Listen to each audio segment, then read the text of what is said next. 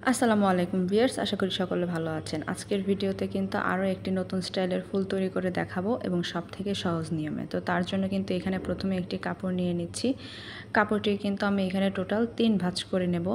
তো দেখতে পাচ্ছেন আমি কিন্তু কাপড়টিকে টোটাল 3 ভাঁজ করে নিয়েছি। এবার এটাকে রাউন্ড করে কাটার জন্য এরকম একটি বোর্ড নিয়েছি, যার লম্বা হবে কিন্তু 2.5 ইঞ্চি। আপনারা চাইলে কিন্তু এর থেকে বেশিও নিতে পারেন। তো বোর্ডটি কাপড়ের উপর রেখে এখানে আমি ভালো করে কিন্তু মার্কটা করে নিচ্ছি। আপনারা একটু ভালোভাবে মার্কটা করে নেবেন এবং রাউন্ডটা যাতে ভালো আসে সেই দিকে একটু লক্ষ্য রাখবেন। তো এখানে কিন্তু আমার এখানে রাউন্ড করে মার্ক করা শেষ। এবার আমি এখানে ভালোভাবে কাটিংটা করে নিচ্ছি। এইখানে যদি কাটিং করতে অসুবিধা হয় অবশ্যই একটি পিন লাগিয়ে নেবেন, সেই ক্ষেত্রে কিন্তু কাপড়গুলো সম্পূর্ণ রাউন্ড হবে। তো প্রথম কাপড়টিকে রাউন্ড করে কেটে নেওয়ার পর দ্বিতীয় যে কাপড়টি সেটিকেও কিন্তু আমি টোটাল এখানে 3 ভাঁজ করে নিয়ে নিচ্ছি।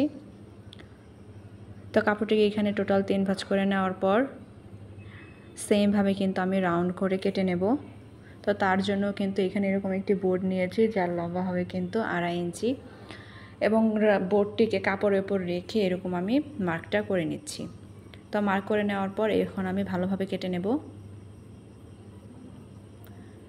তো কাপড়টিকে কিন্তু খুব ভালোভাবে আমি কেটে নিলাম। তো এখানে কিন্তু টোটাল আমি 6 পিস কাপড় ব্যবহার করেছি, আপনারা চাইলে কিন্তু আরও একটু বেশিও নিতে পারেন। এবার প্রথম যে কাপড়টি সেই কাপড়টিকে এইভাবে করে প্রথমে আমি 2 ভাঁজ দিয়ে নিচ্ছি। তো 2 ভাঁজ করে নেওয়ার পর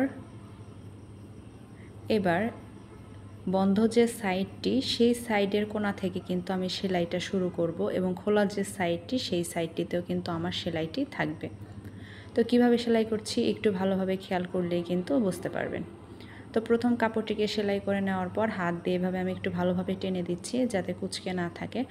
আপনারা অবশ্যই প্রত্যেকটি কাপড় সেলাই করার পর কিন্তু এভাবে হাত দিয়ে একটু টেনে দেবেন। এবার দ্বিতীয় যে কাপড়টি রয়েছে সেখানেও কিন্তু আমি সেমভাবে 2 ভাঁজ করে দিয়েছি। 2 ভাঁজ করে নেওয়ার পর যে কোণার যে অংশটুকু সেই 2 অংশটুকু কিন্তু আমি সেলাই করে নিচ্ছি। এইখানে যেহেতু আমি এখানে 2 রঙের কাপড় ব্যবহার করেছি, আপনারা চাইলে কিন্তু এখানে 6টি যেহেতু পাপড়ি হবে তো এখানে 6টি কালারের কাপড় ব্যবহার করতে পারবেন বা যে কোনো এক কালারের কাপড়ও ব্যবহার করতে পারবেন, সেই ক্ষেত্রে কিন্তু লুকটা অন্যরকম আসবে।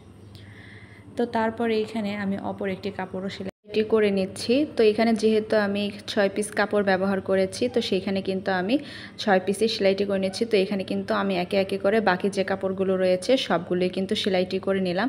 তো এবার সেলাই করে নেওয়ার পর প্রত্যেকটি কাপড় কিন্তু আমি এখানে হাত দিয়ে একটু ভাঁজ করে নিয়েছি যাতে ভিতরে কোনো ভাঁজ না থাকে।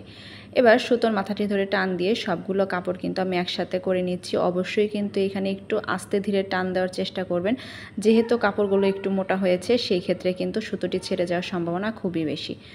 তো এখানে প্রত্যেকটি কাপড় একসাথে করে নেওয়ার পরে এখানে কিন্তু আমি 2টি গিট দিয়ে নিলাম এবং বাড়তি যে সুতার অংশটুকু রয়েছে সেগুলো আমি কেটে দিচ্ছি।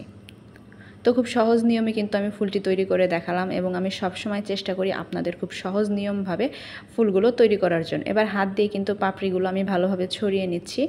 তো দেখতেই পাচ্ছেন খুব ইজিভাবে ফুলটি তৈরি করলাম। এবারে কিছু পুঁতি অ্যাড করে আমি ডেকোরেশনটি করে নিচ্ছি। ভিডিওটি কেমন লাগলো অবশ্যই কিন্তু আমাকে কমেন্ট করে জানাবেন। সম্পূর্ণ ভিডিও দেখার জন্য ধন্যবাদ।